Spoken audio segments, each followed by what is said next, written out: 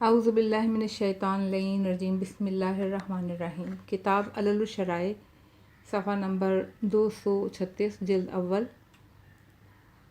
بیان کیا، میرے والد نے ہم سے سعد بن عبداللہ، حسن بن علی دینوری، محمد بن احمد بن ابو قتادہ، احمد بن ابو حلال، سعید بن سلیمان بن جعفر جعفری، اور انہوں نے کہا کہ ایک مرتبہ میں نے حضرت امام رضا علیہ السلام سے سوال کیا، کیا ساری زمین حجت خدا سے خالی رہ سکتی ہے؟ آپ نے فرمایا، اگر وہ چشم زدن کے لیے بھی حجت سے خالی رہی تو پانی میں دھنس جائے گی۔ نمبر 26، میرے والد رحمہ اللہ نے کہا، بیان کیا ہم سے سعد بن عبداللہ، احمد بن محمد بن عیسیٰ، محمد بن حسین ابن ابی خطاب، محمد بن عیسیٰ بن عبید، محمد بن سنان، علی بن نعمان، عبداللہ مسکان، ابی بصیر، انہوں نے حضرت امام جعفر صادق علیہ السلام سے روایت کی کہ آپ نے فرمایا کہ اللہ تعالیٰ نے زمین کو نہیں چھوڑا بغیر کسی ایسے عالم کے جو کہ روئے زمین پر ہر کمی اور زیادتی کو جانتا ہوتا، کہ اگر مومنین اپنی طرف سے کچھ زیادہ کریں تو ان کو رد کر دے، اگر کمی کریں تو اسے مکمل کر دے۔ اس کے بعد فرمایا، تم لوگ پورے احکام پر عمل کیا کرو ورنہ مومنین کو اپنے امور میں شک ہو جائے گا اور وہ حق و باطل میں فرق نہ کر سکیں گے۔ نمبر 23، میرے والد نے بیان کیا ہم سے سعد بن عبداللہ، یعقوب بن یزید، محمد بن ابی عمیر، منصور بن یونس، اسحاق بن عمار، انہوں نے حضرت امام جعفر صادق علیہ السلام سے روایت کی کہ میں نے آپ کو فرماتے ہوئے سنا کہ زمین کبھی خالی نہیں رہے گی، اس میں کوئی نہ کوئی ایسا عالم ضرور ہوگا، جب مومنین احکام خداوندی میں کوئی اضافہ کر دیں گے تو وہ اسے مسترد کر دے گا، اور اگر اس میں کچھ کمی کریں تو وہ ان کے لیے پورا کر دے گا۔ نمبر 24، بیان کیا ہم سے احمد بن محمد رحمہ اللہ، انہوں نے اپنے والد ان سے احمد بن محمد بن عیسیٰ، محمد بن عبد الجبار، عبداللہ بن محمد حجال، ثعلبہ بن میمون، اسحاق بن عمار، انہوں نے حضرت امام جعفر صادق علیہ السلام سے روایت کی کہ آپ نے فرمایا کہ زمین اس امر سے خالی نہیں رہ سکتی کہ اس میں کوئی ایسا شخص ہو جو زیادتی اور نقصان کو جانتا ہو، تاکہ مسلمان احکام خداوندی میں اپنی طرف سے کچھ اضافہ نہ کریں، اگر کریں تو اس میں سے گھٹا دے، اگر اس میں سے کمی کریں تو اس کو مکمل کرا دے۔ اگر ایسا نہ ہوا تو مسلمانوں کے امور آپس میں غلط ملت ہو جائیں گے۔ نمبر 25، میرے والد رحمہ اللہ نے بیان کیا ان سے سعد بن عبداللہ، احمد بن محمد، محمد بن عبد الجبار، محمد بن خالد برقی، فضالہ بن ایوب، شعیب، ابی حمزہ، انہوں نے کہا کہ حضرت امام جعفر صادق علیہ السلام نے ارشاد فرمایا کہ زمین باقی ہی نہیں رہے گی جب تک اس میں کوئی ایسی ہستی نہ ہو جو حق کو پہچانتی ہو، تاکہ اگر لوگ اس میں کچھ اضافہ کریں تو وہ بتا دے کہ اس میں اس قدر زیادہ ہے، اور اس میں کچھ کمی کریں تو بتائے اس میں اتنی کمی ہے، جب کہ لوگ اس کے پاس حق لے کر آئیں تو ان کی تصدیق کرے، اور اگر ایسا نہ ہوا تو پھر حق و باطل میں امتیاز نہ ہو سکے گا۔ نمبر 26، بیان کیا ہم سے محمد بن حسن رحمہ اللہ، ان سے حسین بن حسن بن آبان، حسین بن معبد، نظر بن سولد، یحییٰ بن عمران حلبی، شعیب حضا، ابی حمزہ سمالی، انہوں نے حضرت امام باقر علیہ السلام سے کہ آپ نے فرمایا کہ زمین باقی ہی نہیں رہ سکتی جب تک اس میں ہم لوگوں میں سے ایک ایسا فرد نہ ہو جو حق جانتا ہو، اگر کوئی اپنی طرف سے اضافہ کرے تو وہ بتا دے کہ اس میں اتنا اضافہ کیا گیا ہے، اور کمی کرے تو وہ بتا دے کہ ان لوگوں نے اتنی کمی کی ہے، اگر ایسا نہ ہوا تو لوگوں کو حق و باطل کے درمیان فرق کا پتہ نہیں چلے گا۔ نمبر 27، میرے والد رحمہ اللہ علی ابن ابراہیم، انہوں نے اپنے والد انہوں نے یحییٰ بن ابی عمران حمدانی، یونس، اسحاق بن عمار، محمد بن مسلم، انہوں نے حضرت امام محمد باقر علیہ السلام سے روایت کی، آپ نے فرمایا، اللہ نے زمین کو بغیر کسی امام کے نہیں چھوڑا جس کو دین خدا میں زیادتی اور کمی کا علم ہو کہ تاکہ اگر مومنین دین میں کچھ اضافہ کریں تو انہیں مسترد کر دے، اگر اس میں کچھ کمی کریں تو اس کو مکمل کرا دے، اور اگر ایسا نہ ہو تو مسلمانوں کو اپنے امور میں شک پیدا ہوتا۔ نمبر 28، بیان کیا ہم سے محمد بن حسن رحمہ اللہ، پھر حسین بن حسن بن آبان، حسین بن سعید، علی بن اسباط، تربال کے غلام سلیم، اسحاق بن عمار، اور انہوں نے حضرت امام جعفر صادق علیہ السلام کو فرماتے ہوئے سنا، آپ فرما رہے تھے کہ زمین کبھی خالی نہیں رہے گی اس میں ایک عالم ایسا ضرور ہوگا جو مومنین اپنی طرف سے کچھ اضافہ کریں گے تو اس کو رد کر دے گا، اور کمی کریں گے تو اس کو مکمل کر دے گا۔ پھر آپ نے فرمایا کہ دینی احکامات مکمل لو، ایسا نہ ہوگا تو مومنین کو اپنے امور میں شک پیدا ہوگا اور حق و باطل میں فرق نہ کر سکیں گے۔ نمبر 29، میرے والد رحمہ اللہ نے کہا، بیان کیا ہم سے سعد بن عبداللہ، یعقوب بن یزید، محمد بن عیسیٰ بن عبیدہ، محمد بن ابی عمیر، منصور بن یوسف، اسحاق بن عمار، انہوں نے حضرت جعفر صادق علیہ السلام سے روایت کیا۔ راوی کا بیان ہے کہ میں نے آپ کو فرماتے سنا، وہ فرما رہے تھے کہ زمین کبھی خالی نہیں رہے گی مگر اس میں ایک عالم ضرور ہوگا کہ مومنین اگر اپنی طرف سے کچھ اضافہ کر دیں تو وہ اس کو مسترد کر دے، اور اگر کچھ کمی کرے تو ان کے لیے مکمل کر دیں۔ نمبر 30، میرے والد رحمہ اللہ سعد بن عبداللہ، احمد بن محمد بن عیسیٰ، محمد بن عبد الجبار، عبداللہ بن محمد حجال، صلبہ بن میمون، اسحاق بن عمار، حضرت ابو عبداللہ امام جعفر صادق علیہ السلام نے فرمایا کہ زمین ایسے خالی نہیں رہے گی، اس میں ضرور کوئی ایسا عالم ہوگا جو زیادتی اور نقصان کا علم رکھتا ہو، تاکہ اگر مسلمان اپنی طرف سے کچھ بڑھا دیں تو اس کو گھٹا دے، اور کمی کرے تو اس کو مکمل کر دے، تاکہ مسلمانوں کے لیے ان کے امور خلط ملط نہ ہو جائیں۔ نمبر 31، میرے والد رحمہ اللہ سعد بن عبداللہ، احمد بن محمد بن عیسیٰ، محمد بن عبد الجبار، محمد بن خالد برقی، فضالہ بن ایوب، شعیب حضا، ابو حمزہ سمالی، انہوں نے کہا کہ حضرت امام جعفر صادق علیہ السلام نے فرمایا کہ زمین ہرگز باقی نہ رہے گی جب تک اس میں ایسا مرد نہ ہو جو کہ حق کو پہچانتا ہو، تاکہ لوگ اگر اس میں اضافہ کریں تو کہہ دے کہ ان لوگوں نے اضافہ کیا ہے، کمی کریں تو کہہ دے کہ ان لوگوں نے کمی کی ہے۔ اگر کوئی شخص حق لے کر آئے اس کے پاس تو اس کی تصدیق کر دے، اور اگر ایسا نہ ہو تو حق و باطل کی شناخت ہرگز نہیں ہو سکے گی۔ نمبر 32، میرے والد رحمہ اللہ سعد بن عبداللہ، محمد بن عیسیٰ بن عبید، علی بن اسماعیل میسمی، صلبہ بن میمون، آل سام کے غلام عبد الاعلیٰ، انہوں نے حضرت امام محمد باقر علیہ السلام سے روایت کی ہے۔ ان کا بیان ہے کہ میں نے آپ کو فرماتے ہوئے سنا، وہ کہہ رہے تھے کہ اللہ تعالیٰ نے زمین کو بغیر کسی ایسے عالم کے نہیں چھوڑا کہ جب لوگ کچھ اضافہ کریں تو وہ اس کو کم کر دے، اور جب لوگ اس میں کمی کریں تو اسے پورا کر دے۔ اگر ایسا نہ ہوگا تو لوگوں کے لیے ان کے امور خلط ملط ہو جائیں گے۔ باب 154، وہ سبب کہ جس کی بنا پر رسول اکرم صلی اللہ علیہ وسلم نے تمام لوگوں کے دروازے جو مسجد میں کھلتے تھے بند کروا دیے سوائے علی بن ابی طالب علیہ السلام کے دروازے کے۔ نمبر 1، بیان کیا ہم سے محمد بن احمد شیبانی رضی اللہ عنہ نے، انہوں نے محمد بن ابی عبداللہ کوفی، محمد بن اسماعیل برمکی، عبداللہ بن احمد، سلیمان بن حفص مروزی، عمرو بن ثابت، سعد بن طریف،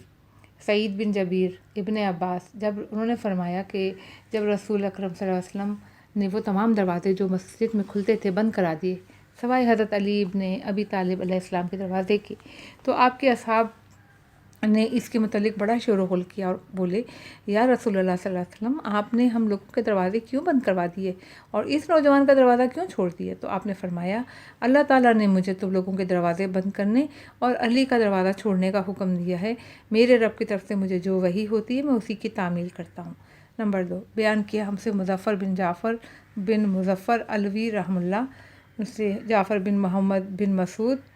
انہوں نے اپنے والد، پھر نصر بن عبد احمد بغدادی، عیسیٰ بن مہران محوک، عبد الرحمن بن اسود، محمد بن عبید اللہ بن ابی رافع، انہوں نے اپنے والد اور چچا، اور ان دونوں نے اپنے والد، انہوں نے ابو رافع، اور انہوں نے کہا ایک مرتبہ رسول اکرم صلی اللہ علیہ وسلم نے لوگوں کو خطبہ دیا اور کہا، ایھا الناس، اللہ تعالیٰ نے حضرت موسیٰ اور حضرت ہارون علیہ السلام کو حکم دیا کہ تم دونوں اپنی قوم کے لیے مصر میں گھر بنا دو، اور انہیں حکم دو کہ مسجد میں بحالت جنابت شب باشی اور اس میں عورتوں سے مباشرت نہ کریں سوائے ہارون علیہ السلام اور ان کی ذریت کی، اور علی علیہ السلام کو مجھ سے وہی نسبت ہے جو ہارون علیہ السلام کو موسیٰ علیہ السلام سے تھی، لہٰذا کسی کو یہ جائز نہیں ہے کہ وہ میری مسجد میں بحالت جنابت شب باش ہو یا عورتوں سے مباشرت کرے سوائے علی علیہ السلام کے اور ان کی ذریت کے۔ اب یہ بات جس کو بری محسوس ہو وہ اسے دیکھے، اور یہ کہہ کر آپ نے شام یعنی بیت المقدس کی طرف اشارہ کیا۔ نمبر 3، بیان کیا ہم سے مظفر بن جعفر بن مظفر علوی رحمہ اللہ، جعفر بن محمد بن مسعود، انہوں نے اپنے والد، انہوں نے نصر بن احمد بغدادی، محمد بن عبید بن عتبہ، اسماعیل بن آبان، سالم بن ابی عمرہ، معروف بن خربوز، ابو طفیل، حذیفہ بن سعید، اسید غفاری۔ انہوں نے بیان کیا کہ ایک دن رسول اکرم صلی اللہ علیہ وسلم لوگوں کو خطبہ دینے کے لیے کھڑے ہوئے اور فرمایا کہ اگر میں نے علی علیہ السلام کی سکونت مسجد میں باقی رکھی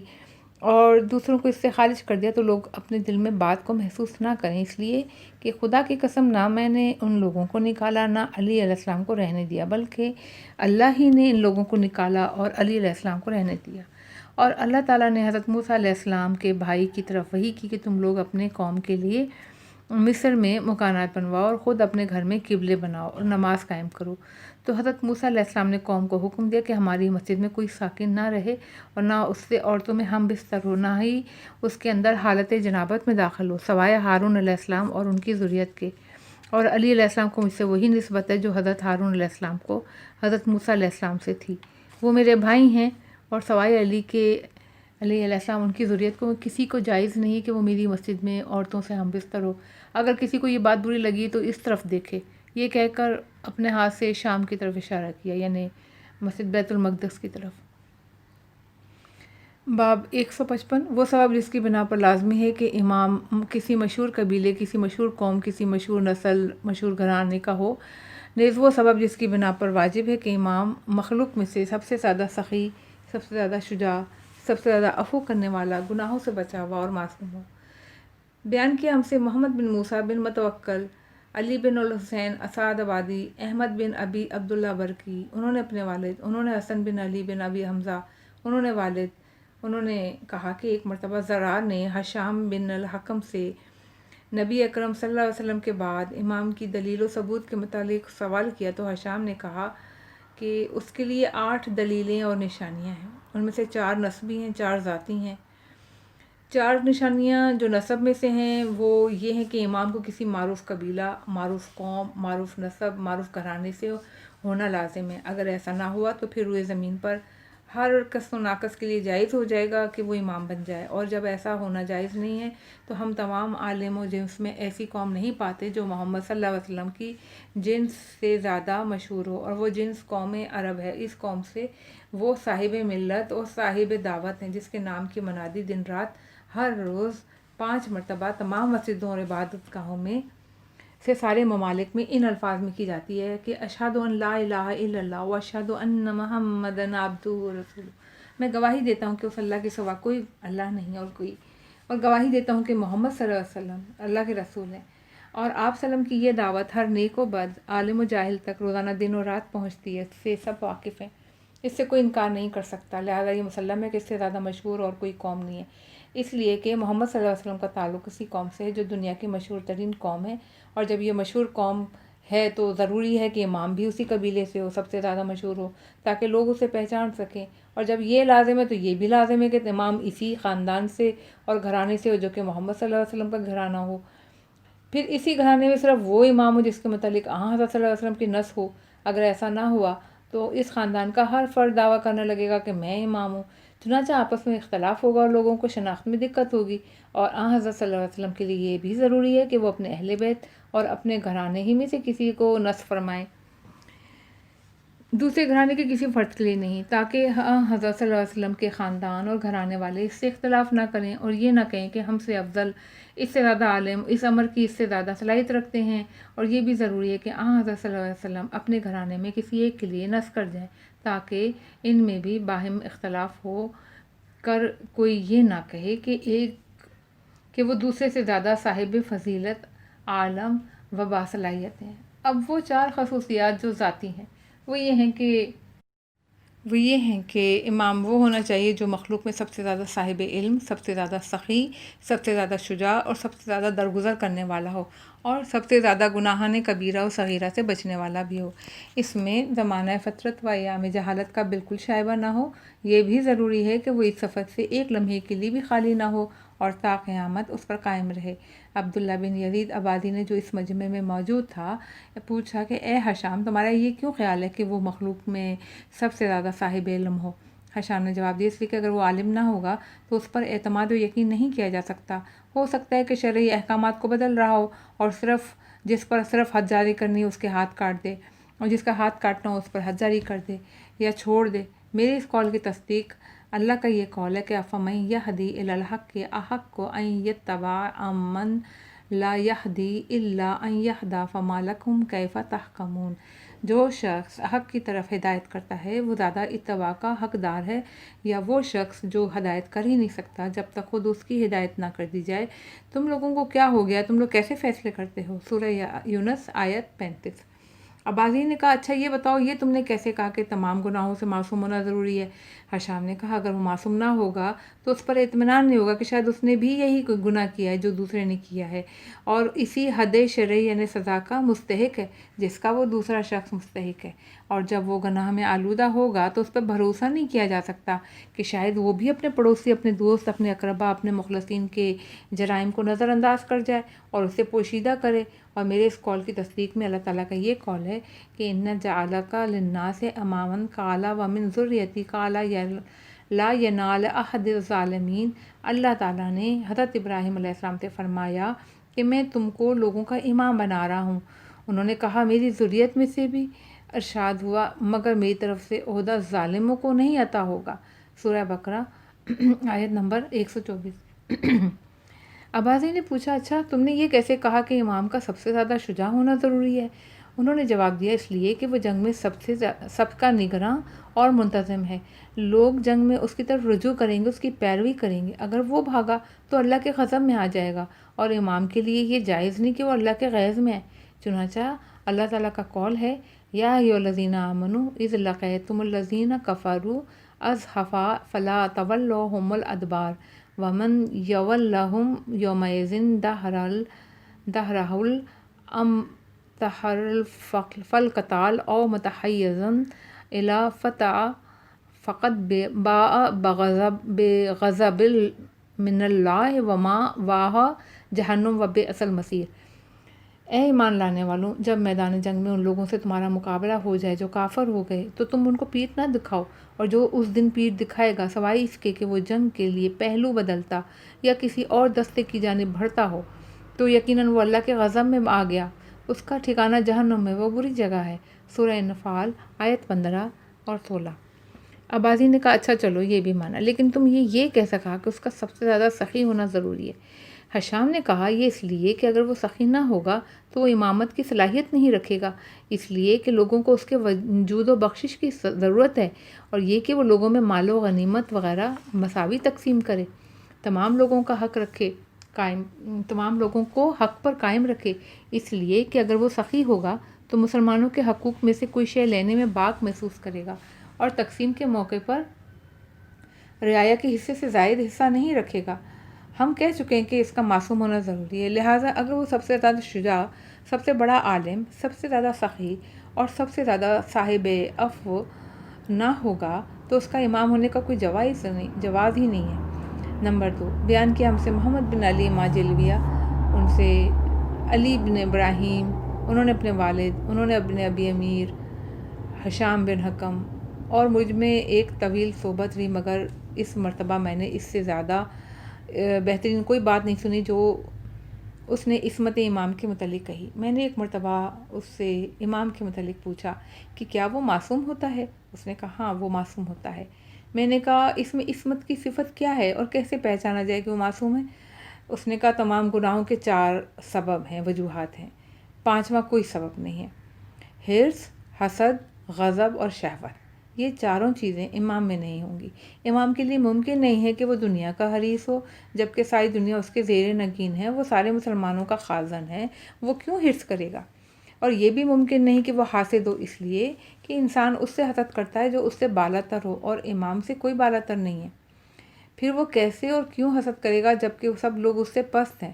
اور یہ بھی ممکن نہیں کہ وہ اللہ کے معاملے کے علاوہ کسی دنیاوی معاملے میں غضبناک ہو، کیونکہ اللہ تعالیٰ نے اس پر حدود کا قائم رکھنا فرض کیا ہے۔ اس معاملے میں اسے کسی ملامت کرنے والے کی ملامت کی پرواہ نہ ہوگی، اور نہ وہ اللہ کے دین کے معاملے میں کسی سے رعایت کرے گا جب تک کہ حدود الہی کو قائم نہ کر لے۔ اس کے لیے یہ بھی ممکن نہیں کہ وہ اپنے خواہشات نفس کی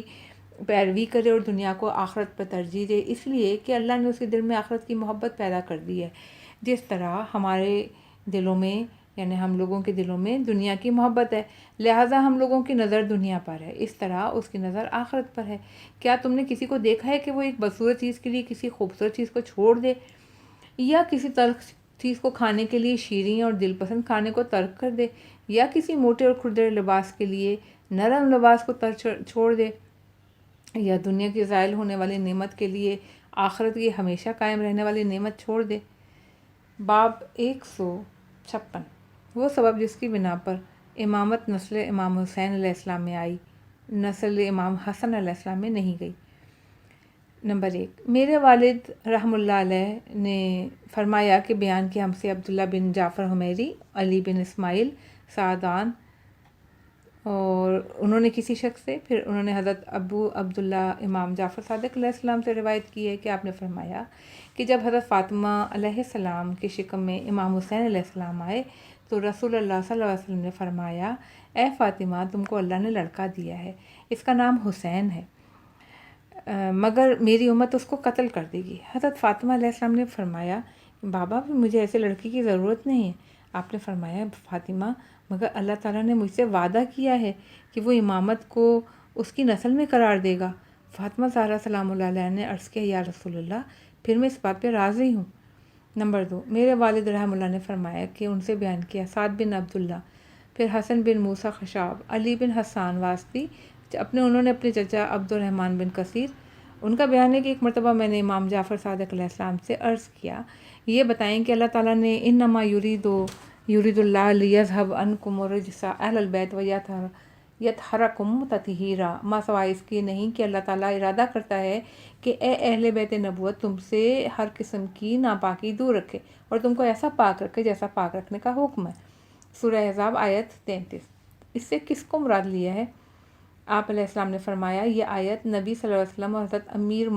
امیر المومنین علیہ السلام اور حضرت فاطمہ علیہ السلام، حضرت امام حسن علیہ السلام، حضرت امام حسین علیہ السلام کے لیے نازل ہوئی۔ جب اللہ تعالیٰ نے اپنے نبی صلی اللہ علیہ وسلم کو وفات دی تو ان کے بعد امیر المومنین علیہ السلام تھے، پھر امام حسن علیہ السلام، پھر امام حسین علیہ السلام۔ اس طرح اس آیت وَأُولُو الْأَرْحَامِ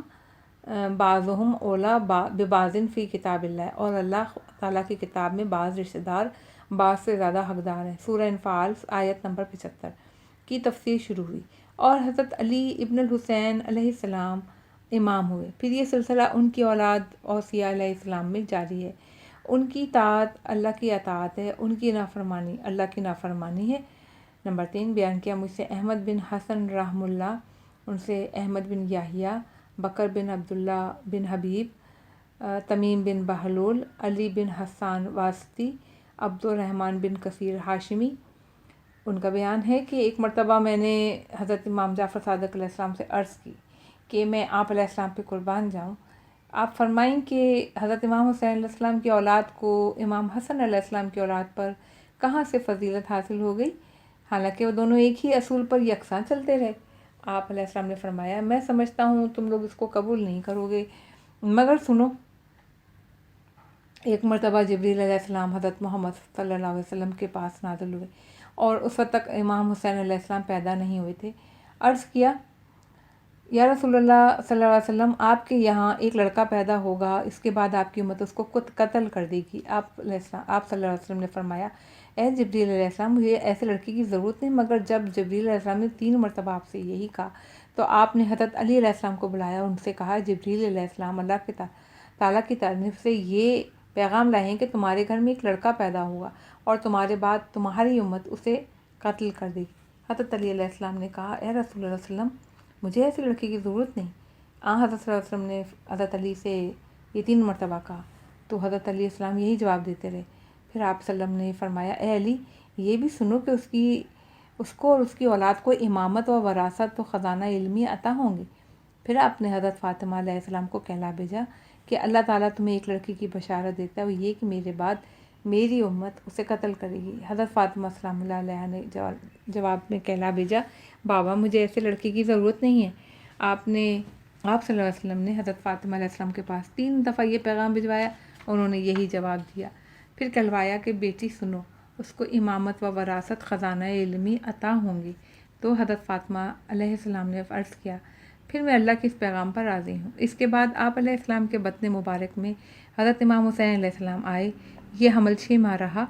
اس کے بعد امام حسین علیہ السلام کی ولادت ہوئی اور 6 ماہ کا حمل کا کوئی بچہ سوائے امام حسین اور حضرت عیسیٰ علیہ السلام کے آج تک زندہ نہ رہا۔ ولادت کے بعد حضرت ام المومنین ام سلمہ نے ان کی پرورش کی اور ہر روز حضرت وسلم آتے اور اپنی زبان امام حسین علیہ السلام کے منہ میں دیتے، وہ آپ کی زبان کو چوستے اور شکم سیر ہو جاتے۔ چنانچہ اللہ تعالیٰ نے امام حسین کا گوشت پوست رسول اکرم صلی اللہ علیہ وسلم کے گوشت پوست سے بنایا۔ امام حسین علیہ السلام نے کبھی نہ فاطمہ علیہ السلام کا دودھ پیا، نہ کبھی کسی اور عورت کا۔ پھر اللہ تعالیٰ نے یہ آیت فرمائی کہ اس کے پیٹ میں رہنا اس کی دودھ کی بڑھائی کے 30 مہینے ہوئے، یہاں تک کہ اپنی پوری جوانی تک پہنچا اور 40 برس کے سن کو پہنچا۔ تو خدا سے عرض کرتا ہے کہ اے پروردگار، تو مجھے توفیق عطا فرما کہ تو نے مجھے جو نعمتیں دی ہیں اور میرے والدین کو دی ہیں اس کا شکر ادا کروں، اور یہ بھی توفیق دے کہ ایسے نیک کام کروں جسے تو پسند کرے، اور میرے لیے ذریت میں صلاحیت پیدا کر۔ سورہ احقاف آیت نمبر 15۔ پس اگر اصلح لی فی ذریتی کے بدلے وا اصلح لی ذریتی ہوتا تو ذریت میں کل کے کل ائمہ ہوتے، مگر اس طرح اس کو مخصوص کر دیا۔ نمبر 4، میرے والد رحم اللہ نے فرمایا، بیان کیا ہم سے سعد بن عبداللہ نے روایت کرتے ہوئے، محمد بن عیسیٰ کے دونوں فرزندوں احمد عبداللہ، اور ان دونوں نے اپنے والد، انہوں نے عبداللہ بن مغیرہ، عبداللہ بن مسکان، عبدالرحیم کثیر، اور انہوں نے حضرت ابو جعفر امام محمد باقر علیہ السلام سے روایت کیا کہ ان کا بیان ہے کہ میں نے آن جناب سے ایک مرتبہ قول خدا النبی اولیٰ بالمومنین من انفسہم وازواجہ امہاتہم واولو الارحام بعضہم اولیٰ ببعض فی الکتاب اللہ، نبی تو مومنین سے خود ان کی جانوں سے بڑھ کر حق رکھتے ہیں، کیونکہ وہ امت کے مہربان باپ ہیں۔ ان کی بیویاں گویا ان کی مائیں ہیں، اور مومنین میں جو ایک دوسرے کے قرابت دار ہیں وہ کتاب خدا کی روح سے غیروں کی نسبت ایک دوسرے کے ترکے کے زیادہ حقدار ہیں۔ سورہ احزاب آیت نمبر 6۔ اس کے متعلق دریافت کیا کہ یہ آیت کس کے بارے میں نازل ہوئی ہے؟ آپ نے فرمایا یہ آیت امارت اور حکومت کے لیے ہی نازل ہوئی ہے، اور یہ سلسلہ امام حسین علیہ السلام اور ان کے بعد میں ان کی اولاد میں چلا۔ بس ہم لوگ تمام مومنین و مہاجرین میں سب سے زیادہ رسول اللہ صلی اللہ علیہ وسلم کے قریبی رشتہ دار، ان کی وراثت اور ریاست و امارت کے سب سے زیادہ حقدار ہیں۔ میں نے عرض کیا حضرت جعفر رحم اللہ کی اولاد بھی تو ہے، اس میں کوئی حصہ ہے؟ آپ نے فرمایا نہیں۔ پھر میں نے بنی عبد المطلب کی اولاد کو ایک ایک کر کے دریافت کیا۔ آپ نے فرمایا نہیں، اس وقت اولاد حسن علیہ السلام کے متعلق دریافت کرنا بھول گیا۔ تو اس کے بعد دوبارہ حاضر خدمت ہوا، پوچھا کہ کیا اولاد حسن علیہ السلام کے لیے بھی اس میں کوئی حصہ ہے؟ آپ نے فرمایا نہیں۔ اے عبد الرحمن، اس میں ہم لوگوں کے علاوہ کسی محمدی کا کوئی حصہ نہیں ہے۔ نمبر 5، میرے والد رحم اللہ اور پھر ان سے سعد بن عبداللہ، محمد بن عیسیٰ بن عبید، حماد بن عیسیٰ، علی بن عین، انہوں نے حضرت امام جعفر صادق علیہ السلام کو فرماتے ہوئے سنا۔ وہ فرما رہے تھے کہ اللہ تعالیٰ نے رسول اکرم صلی اللہ علیہ وسلم کی وصایت کے لیے حضرت علی علیہ السلام کو مخصوص فرمایا، اور امام حسن علیہ السلام، امام حسین علیہ السلام نے ان کے وصی ہونے کا اقرار کیا۔ ان کی وصیت امام حسن علیہ السلام کے لیے ہوتی تو امام حسین علیہ السلام نے امام حسن علیہ السلام کا وصی ہونا تسلیم کر لیا، یہاں تک کہ یہ وصیت امام حسین علیہ السلام تک پہنچی تو ان کے وصی ہونے میں بھی کسی کو اعتراض اور اختلاف نہیں تھا۔ پھر ان کے بعد اس وصیت کے متعلق حضرت علی ابن الحسین قرار پائے، اور اس لیے کہ اللہ تعالیٰ کا قول ہے کہ وَأُولُو الْأَرْحَامِ بَعْضُهُمْ أَوْلَىٰ بِبَعْضٍ فِی کتاب اللہ، اور مومنوں اور مہاجروں میں سے بعض رشتہ دار اللہ کے کتاب میں بعض سے زیادہ حق رکھنے والے ہیں۔ سورہ انفال آیت 57۔ اب حضرت علی ابن الحسین علیہ السلام کی بعد یہ وصیت ان کی اولاد در اولاد چلتی رہی۔ نمبر 6، میرے والد رحم اللہ عبداللہ بن جعفر حمیری، ابراہیم بن مہزیار، علی بن مہزیار، حسین بن سعید، محمد بن سنان، ابی سالم، سعودۃ بن کلیب، ابی بصیر، اور انہوں نے حضرت امام محمد باقر علیہ السلام سے روایت کی کہ آپ نے فرمایا کہ اللہ تعالیٰ کا قول وجعلہ کلمۃ باقیۃ فی عقبہ، اس نے اپنی اولاد میں باقی رہنے والا کلمہ قرار دیا۔ سورہ زخرف آیت 28۔ اس کے متعلق فرمایا کہ فی عقبہ سے مراد فی عقب عقب الحسین علیہ السلام ہے، یعنی امام حسین علیہ السلام کی اولاد۔ چنانچہ یہ امامت جب سے امام حسین علیہ السلام کو تفویض ہوئی، یہ ان کی اولاد در اولاد چلتی رہے گی۔ یہ کسی بھائی، کسی چچا کے پاس نہیں جائے گی۔ ان کی اولاد میں کوئی امام ایسا نہ ہوگا جس کا کوئی فرزند نہ ہو۔ اور عبداللہ دنیا سے رخصت ہوئے تو ان کا کوئی لڑکا نہیں تھا، وہ اپنے اصحاب کے درمیان صرف ایک ماہ زندہ رہے۔ بیان کیا نمبر 7 بیان کیا ہم سے محمد بن حسن، ان سے حسین بن حسن بن ابان، حسین بن سعید، قاسم بن محمد، عبدالصمد بن بشیر، فضیل بن سکرہ۔ انہوں نے فرمایا کہ ایک مرتبہ حضرت امام جعفر صادق علیہ السلام کی خدمت میں حاضر ہوا تو آپ نے فرمایا، فضیل میں معلوم ہے میں اس وقت کیا چیز دیکھ رہا تھا؟ میں نے عرض کیا کہ مجھے نہیں معلوم۔ آپ نے فرمایا کہ میں اس وقت صحیفہ فاطمہ الزہرا سلام اللہ علیہا دیکھ رہا تھا، اس کا مطالعہ کر رہا تھا، اور کوئی امام ایسا نہیں جس کو امامت ملے اور اس کا نام مع والدیت اس میں تحریر نہ ہو، لیکن اولاد امام حسن علیہ السلام کے لیے ہم نے اس میں کوئی چیز نہیں پائی۔ نمبر 8 میرے والد رحم اللہ سعد بن عبداللہ، احمد بن محمد بن عیسیٰ، حسین بن سعید، حماد بن عیسیٰ، ابراہیم بن عمر یمانی، ابی طفیل، انہوں نے حضرت ابو جعفر امام محمد باقر علیہ السلام سے روایت کی کہ آپ نے بیان کیا کہ ایک مرتبہ رسول اللہ صلی اللہ علیہ وسلم نے امیر المومنین علیہ السلام سے ارشاد کیا کہ اے علی علیہ السلام، جو میں کہوں وہ لکھ لو۔ حضرت علی علیہ السلام نے کہا، یا رسول اللہ صلی اللہ علیہ وسلم، آپ کو کیا یہ ڈر ہے کہ میں بھول جاؤں گا؟ ارشاد ہوا، نہیں، مجھے یہ ڈر نہیں کہ تم بھول جاؤ گے، بلکہ اس لیے کہ میں نے اللہ تعالیٰ سے دعا کی ہے کہ تمہیں ہر چیز یاد رہے اور کوئی بات نہ بھولے، لیکن یہ اپنی شرکاء کے لیے لکھ لو۔ حضرت علی علیہ السلام نے کہا، اے نبی اللہ صلی اللہ علیہ وسلم، میرے شرکاء کون ہیں؟ ارشاد ہوا، تمہاری اولاد میں ائمہ ہیں، انہی کے واسطے سے میری امت جو ہے وہ میری امت بارش کے پانی سے سیراب ہوگی، اور انہی کے واسطے سے ان لوگوں کی دعا قبول ہوگی، ان کے واسطے اللہ ان کی بلاؤں کو ٹالے گا، انہی کے واسطے سے یہ آسمان سے رحمتیں نازل ہوں گی، اور یہ ان میں سے پہلا، یہ کہہ کر حضرت امام حسن علیہ السلام کی طرف اشارہ کیا، اور دوسرا یہ ہے، یہ کہہ کے آپ نے امام حسین علیہ السلام کی طرف اشارہ کیا اور فرمایا باقی ائمہ اس کی اولاد میں سے ہوں گے۔ نمبر 9 میرے والد رحم اللہ نے فرمایا، ان سے محمد بن یحییٰ، محمد بن احمد، علی بن محمد، قاسم بن محمد، سلیمان بن داؤد منقر، محمد بن یحییٰ، حسین واسطی، یونس بن عبد الرحمن، ابی فاختہ، انہوں نے حضرت امام جعفر صادق علیہ السلام سے روایت کی، آپ نے فرمایا امام حسن علیہ السلام اور امام حسین علیہ السلام کے بعد امامت دو بھائیوں میں نہیں جائے گی، بلکہ اولاد حسین میں سے اولاد در اولاد چلے گی۔ نمبر 10 بیان کیا ہم سے علی بن احمد بن عبداللہ برقی، انہوں نے اپنے والد، انہوں نے اپنے جد احمد بن عبداللہ ابی عبداللہ سے، انہوں نے محمد بن عیسیٰ، محمد بن ابو ایوب بلخی، انہوں نے کہا ایک دفعہ میں نے امام ابو الحسن امام رضا علیہ السلام سے دریافت کیا کس سبب کی بنا پر امامت امام حسین علیہ السلام کی اولاد میں رہی اور امام حسن علیہ السلام کی اولاد میں نہیں رہی؟ آپ نے فرمایا اس لیے کہ اللہ تعالیٰ نے اس کو اولاد حسین علیہ السلام سے قرار دیا ہے، اور امام حسن علیہ السلام سے قرار نہیں دیا، اور اللہ جو چاہے اس سے کرے، اس سے کوئی پوچھا نہیں جا سکتا۔ نمبر 11 بیان کیا ہم سے ابراہیم بن ہارون ہاشمی، محمد بن احمد بن ابی سلج، عیسیٰ بن مہران، منظر شراق، اسماعیل بن لیہ، اسلم بن میسرہ اجلی، انس بن مالک، معاذ بن جبل کہ رسول اللہ صلی اللہ علیہ وسلم نے فرمایا کہ اللہ تعالیٰ نے دنیا کی خلقت سے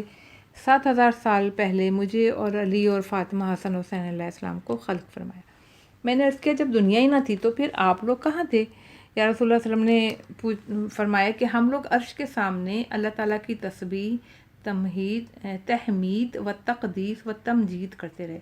میں نے عرض کیا کس شکل میں؟ آپ نے فرمایا نور کی شکل میں، جب تک کہ اللہ نے چاہا کہ ہماری صورتوں کو خلق کرے تو ہم لوگوں کو ایک عمود نور کی شکل میں ڈھالا، پھر اس کو صلب آدم علیہ السلام میں ڈھال دیا، اس کے بعد وہ آبا کے پاک صلبوں سے ماؤں کے پاک رحموں میں منتقل ہوتا رہا۔ اس عرصے میں شرک کی نجاست، کفر کی بدکاریوں سے ہم لوگوں کے اسلاف کو بچاتا رہا۔ ہم ہی لوگوں کی وجہ سے بعض قومیں سعادت مند ہوتی رہیں اور ہم ہی لوگوں کی وجہ سے بعض قومیں بد نصیب ہوتی رہیں،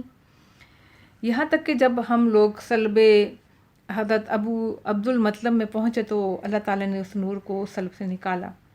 اور اس کے 2 حصے کر دیے، ایک ٹکڑا عبداللہ کے صلب میں ودیت کیا اور دوسرا ٹکڑا عبداللہ ابو طالب کے صلب میں رکھا۔ اب میرے حصے کا نور صلب عبداللہ سے نکال کر شکم آمنہ کی طرف منتقل کر دیا، اور دوسرا ٹکڑا جو صلب ابو طالب کا تھا وہ نکال کے شکم فاطمہ بنت اسد کی طرف منتقل کیا۔ بس مجھے شکم آمنہ سے پیدا کیا اور فاطمہ بنت اسد کی شکم سے علی علیہ السلام کو پیدا کیا۔ پھر اس عمود نور کو میری طرف پلٹایا اور مجھ سے فاطمہ علیہ السلام پیدا ہوئیں، اور عمود نور کے دوسرے حصے کو علی کی طرف پلٹایا اور دونوں حصوں سے حسن حسین پیدا ہوئے۔ علی کے حصے کا نور اولاد حسن میں چلا اور میرے حصے کا نور اولاد حسین میں چلا، اور وہ تا قیامت حسین کی اولاد میں جو آئمہ ہوں گے منتقل ہوتا رہے گا۔ نمبر 12 بیان کیا ہم سے احمد بن حسان قطان، ان سے ابو سعید حسن بن علی سکری، ابو عبداللہ بن زکریہ بن دینار غلابی بصری، علی بن حاتم، ربی بن عبداللہ۔ ان کا بیان ہے کہ ایک مرتبہ میرے اور عبداللہ بن حسن کے درمیان مسئلہ امامت پر بحث ہوئی۔ عبداللہ بن حسن نے کہا امامت امام حسن علیہ السلام اور حسین علیہ السلام دونوں کی اولاد میں ہے۔ میں نے کہا نہیں، صرف امام حسین علیہ السلام کی اولاد میں تا قیامت رہے گی اور اولاد امام حسن علیہ السلام میں نہیں جائے گی۔ انہوں نے کہا صرف حضرت امام حسین علیہ السلام کی اولاد میں کیسے رہے گی اور امام حسن علیہ السلام کی اولاد میں کیوں نہیں رہے گی، جبکہ دونوں سردار جوانان جنت ہیں، دونوں ہی فضل شرف میں برابر ہیں، بلکہ بڑے ہونے کی وجہ سے امام حسن علیہ السلام کا فضل و شرف بڑا ہے، کیونکہ اس کو ملحوظ رکھا جائے تو افضل ہی کی اولاد میں امامت ہونا واجب ہے۔ میں نے جواب دیا کہ حضرت موسیٰ اور حضرت ہارون علیہ السلام دونوں ہی نبی مرسل تھے۔ حضرت موسیٰ علیہ السلام حضرت ہارون علیہ السلام سے افضل تھے، مگر اللہ تعالیٰ نے نبوت و خلافت کو اولاد ہارون علیہ السلام میں رکھا، موسیٰ علیہ السلام کی اولاد میں نہیں رکھا۔ بس اسی طرح اللہ تعالیٰ نے امامت کو امام حسین کی اولاد میں رکھا، موسیٰ علیہ السلام کی اولاد میں امام حسن علیہ السلام کی اولاد میں نہیں رکھا، تاکہ اس امت میں بھی وہی سنت قدم با قدم جاری رہے جو اگلی امتوں میں سے جاری تھی۔ اب جو آپ کو جو جواب حضرت موسیٰ علیہ السلام حضرت ہارون علیہ السلام کے متعلق ہوگا وہی میرا جواب ہے، اس پر وہ کٹ کر رہ گئے اور ان سے کوئی جواب نہ مل پڑا۔ اس کے بعد حضرت امام جعفر صادق علیہ السلام کی خدمت میں آیا، اور جب جناب علیہ السلام کی مجھ پر نگاہ پڑی تو فرمایا اے ربی، تم نے عبداللہ بن حسن سے بہت اچھے انداز میں بحث کی، اللہ تم کو اس پر ثابت قدم رکھے۔ باب 157 وہ سبب جس کی بنا پر امت کے لیے یہ لازم ہے کہ بعد نبی امام کی معرفت رکھے، لیکن نبی سے پہلے جتنے امام گزرے ہیں ان کی معرفت لازم نہیں ہے۔ نمبر 1 علی ابن حاتم رضی اللہ عنہ نے مجھے جو خط لکھا اس میں یہ بتایا کہ بیان کیا مجھ سے قاسم بن محمد نے، ان سے حمدان بن حسین، حسین بن ولید، ابو بکیر، حماد بن سریر، انہوں نے ایک مرتبہ کہا کہ میں نے ابی عبداللہ امام جعفر صادق علیہ السلام سے دریافت کیا کہ کیا وجہ ہے کہ ہم لوگوں کے لیے نبی صلی اللہ علیہ وسلم کے بعد ہر امام کی معرفت لازم ہے، بغیر معرفت حاصل کے چارہ نہیں ہے، مگر نبی صلی اللہ علیہ وسلم سے پہلے جتنے ہادی اور امام گزرے ہیں ان کی معرفت ہمارے لیے لازم نہیں ہے۔ آپ علیہ السلام نے فرمایا اس لیے کہ شریعتوں میں اختلاف ہے۔ باب 158 وہ سبب جس کی بنا پر امیر المومنین علیہ السلام اپنے دشمنوں سے ہاتھ روکے رہے اور ان پر احسان کرتے رہے، مگر جب امام قائم علیہ السلام ظہور فرمائیں گے تو ہاتھ نہ روکیں گے اور انہیں گرفتار کریں گے۔ نمبر 1 میرے والد رحمہ اللہ علیہ نے کہا کہ بیان کیا ہم سے سعد بن عبداللہ نے، ان سے احمد بن محمد بن عیسیٰ، سے حسن بن علی بن افضال، ثعلبہ بن میمون، حسن بن ہارون، انہوں نے کہا ایک مرتبہ میں حضرت امام جعفر صادق علیہ السلام کی خدمت میں بیٹھا ہوا تھا کہ مولا بن خنیس نے آپ سے سوال کیا کہ یہ بتائیں امام قائم علیہ السلام جب ظہور کریں گے تو کیا وہ امیر المومنین علیہ السلام کی سیرت کے خلاف عمل کریں گے؟ آپ نے فرمایا ہاں، امیر المومنین علیہ السلام اپنے ہاتھ دشمنوں سے روکے رہے اور ان کے ساتھ احسان کرتے رہے، اس لیے کہ انہیں علم تھا کہ میرے بعد میرے شیعوں پر دشمن غالب آ جائیں گے، اس کے بدلے میں شاید شیعوں سے نرمی برتیں، مگر جب امام قائم علیہ السلام ظہور کریں گے تو ان کے دشمنوں کی طرف ہاتھ بڑھائیں گے اور انہیں گرفت میں لے لیں گے، اس لیے کہ انہیں علم ہوگا کہ اب یہ دشمن شیعوں پر تا ابد غالب نہ آ سکیں گے۔